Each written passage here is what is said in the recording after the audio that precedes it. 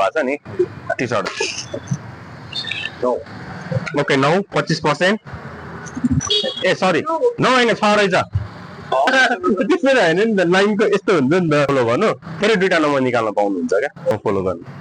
फेरि फलो गर्नुभयो उहाँले हैन अब फेरि उहाँलाई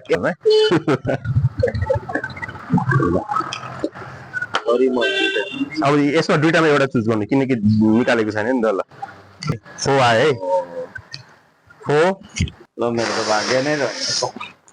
2 आयो है अर्को चाहिँ सरी है त्यसमा